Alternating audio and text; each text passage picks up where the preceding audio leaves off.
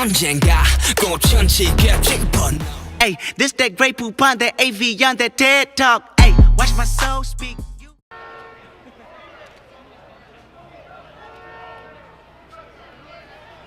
So even in New York City, which is supposed to be one of the most diverse cities in this country, you have pockets of African American communities and you have pockets of Asian American communities. And it's quite possible, believe it or not, in this city to not interact with one another.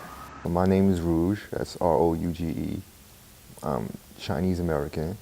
My name's Thomas and I am African American, a regular black person living in the US. How I define Asian culture. Asian culture is a part of my life. It's an art form that has inspired me and pushed me to try and better the world and better myself. On a superficial level, that's just like, you know, anime and like eating Chinese food and all that. Yeah. I would say for Asians, we have a real tendency to like stick together, like to be near each other. So like, you know, we hire people who look like us. When we go out to eat, we usually go to Asian restaurants. You know, Asian kids play with Asian kids. That's just the way it is. Like we have a tendency to just like flock towards one another. So that's how I would say like a defining trait of Asian American culture. I listen to a lot of K-pop, and my favorite groups are BTS, and they just recently won a Billboard award, so they're getting like global recognition. I also really like Twice, which is a girl group, and then my original group that I first started listening to was SNSD, or Girls' Generation, and they're like what brought me into K-pop. It pushed me to look at things from a global perspective and see how like anti-blackness and racism like can be seen throughout the world. Like I think a big problem is like how nobody from the hood actually owns a store in the hood. Like all the Asian dry cleaners and Arab delis, whatever, like they don't actually live in the neighborhood. So I think that creates a sense of distrust and alienation between Asians and black people. Because Asian Americans have been excluded oftentimes at the table and from mainstream discourse, and because of the long-standing de jure and de facto housing discrimination. They don't see the benefits of diversity because they've been excluded. Like I said about Asians sticking together, like we get alienated from like every other race, like every other minority. It's not just black people. So I feel like there is a distance in that regard. And on the reverse, have you noticed anti-Asian rhetoric coming from the black community? Yes, and I see that more so through stereotyping of Asian bodies as opposed to like the borrowing of the culture. Although in a lot of rap, they do like take like Southeast Asian like instruments and use them in songs. I feel like today, like how, you know, the world is so connected, like, you know, Asians love quote unquote black culture and the other way around as well.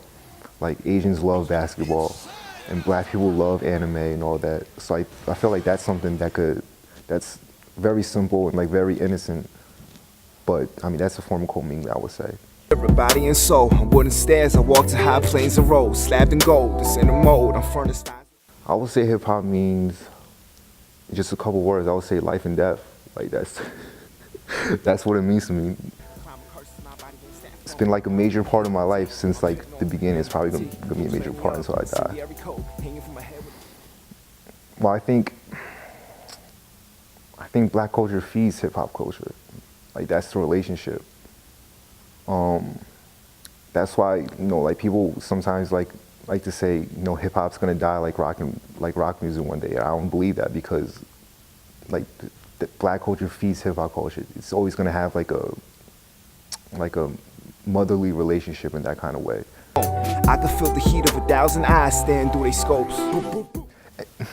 Anybody who ever listens to hip hop has probably tried to write a rhyme before. Like I don't believe you if you say you never wrote a rhyme before. It just happened like writing is one of my better skills. So it's just something I did, and like I don't know, people kind of liked it. So I always like performing, so that was just something I wanted to do. And then, but I didn't really start seriously making music until about 2 years ago. So much of Asian American and civil rights issues are a result of the struggles that African American and Latinos have successfully and not successfully challenged. The civil rights movement was the platform from which Asian American organizing efforts really took off.